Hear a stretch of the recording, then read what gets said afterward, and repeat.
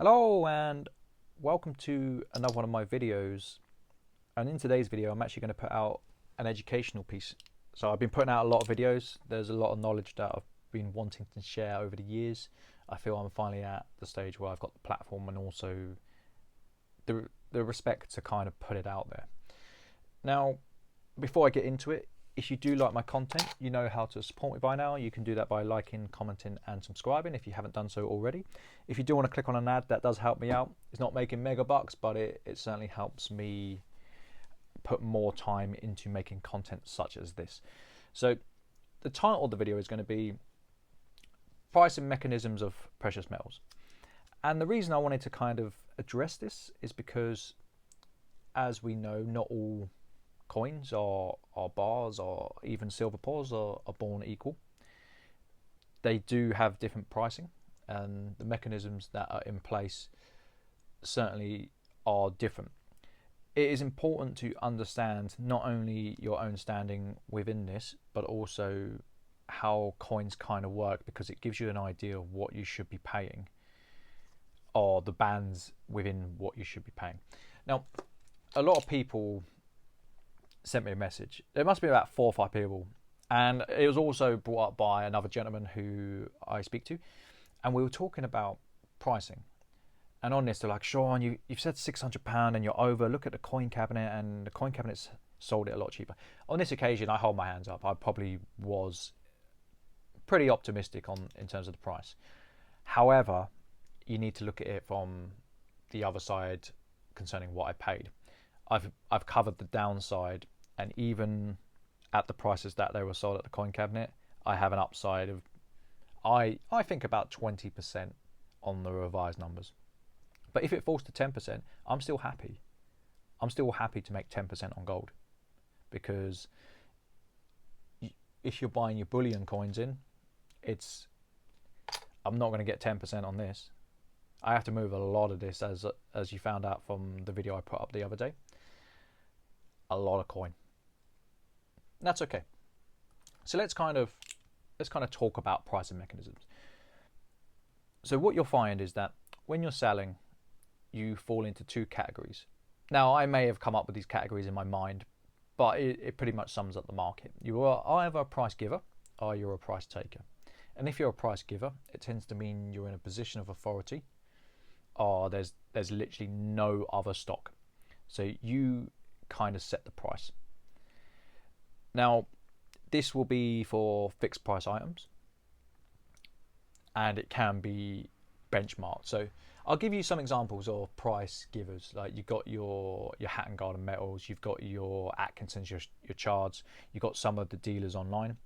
These are people who will set the price. Now, the majority of people won't be price givers. They don't have the validity, which is very important. That is a fundamental issue you need to think about when selling, because if you're selling to a dealer, you're a price taker.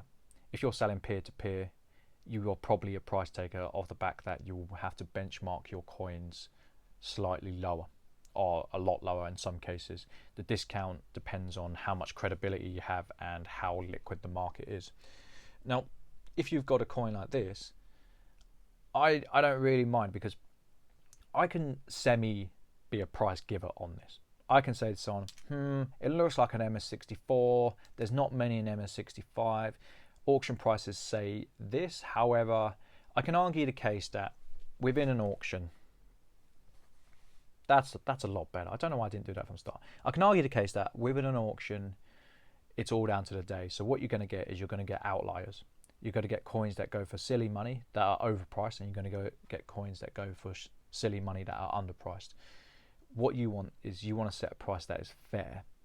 Now, if I turn around and said, I want 500 for this coin, and it's sold at the coin cabinet for, say, 480. By the way, I don't benchmark against auctions because of the outlier effect. I benchmark against other respected dealers, and I try and undercut. But say I was to benchmark against the coin cabinet, I'd say, well, I think 500 is. I got the coin in hand. You know that there's going to be aftercare service if there is a problem. You know, I'll hold your hand for the process. But I want £500 for it. You know, on £500, it gives me an upside of 25%. If someone haggles it down, 20%. If I can't move it, maybe 15%. And then if I was to price it at 440, 10%. But I'm still making more than I would on the bullion. So I want to be buying in a place, or buying from a place where they are buying for bullion themselves, or they don't really know what they have, or they've been sitting on the stock for a long time. And by doing that, I can create pockets of stock that yield very, very healthy margins. And they yield healthy margins quite easily. Now, I'm not too worried about selling this. I'm pretty sure if I slapped it up for 450 posted, it would move very quickly. I'm not going to do that because I'm now in a position where I can hold my stock. Now, in terms of being a price giver and a price taker, there's certain coins that you're going to get in where you've got more. Again, I'm going to be showing you this coin again. Certain coins you're going to get in where, let's take it out of the box. There's certain coins you get in where the market it's liquid, but it's kind of sticky. So these will sell, but the market is sticky in the sense that spot price doesn't really influence it as much. Now, you will be a price giver in the sense that you can put this up at a fixed price, and there's going to be buyers of modern sovereigns, and this is why I talked about cornering the market. There's going to be buyers of modern sovereigns, and some people would actually pay extra than the lowest common denominator. Now, all I have to do as a dealer is look around, see what the basket of prices are, and benchmark accordingly. I don't want to be the cheapest, and I'm not going to be the cheapest because I have bills to pay. I've got an accountant. I've got to pay for printer ink. You know, all these things I have to pay for. I can't afford to be the cheapest unless I offer next to nothing for my coins. And from a moral standpoint, I don't particularly want to do that.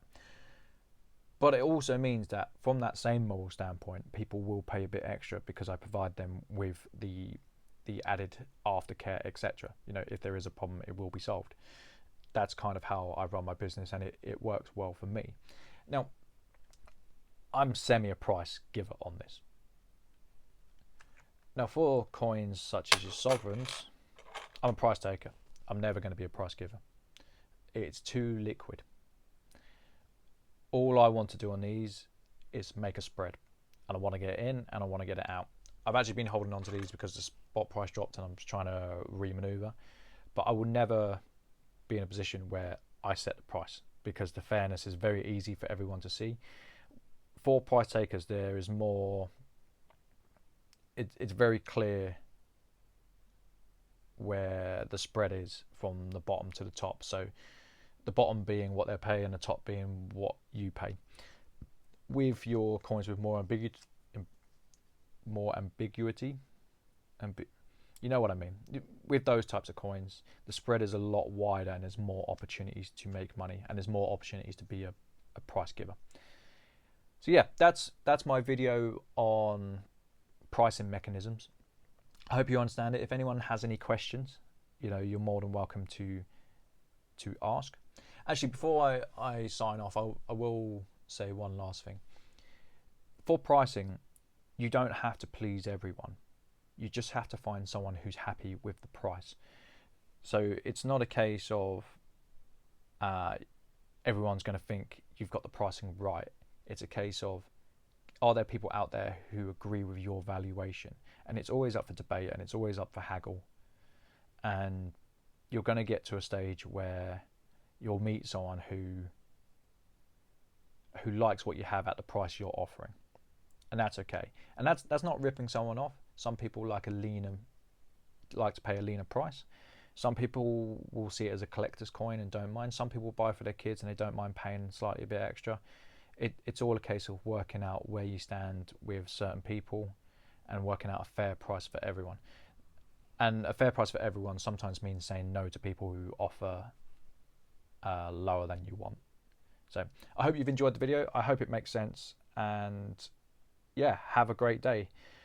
If you do have any questions, you just have to ask. Like, seriously, I'm more than happy to give you my time on this because you give me your time in return. Take care, guys. Bye.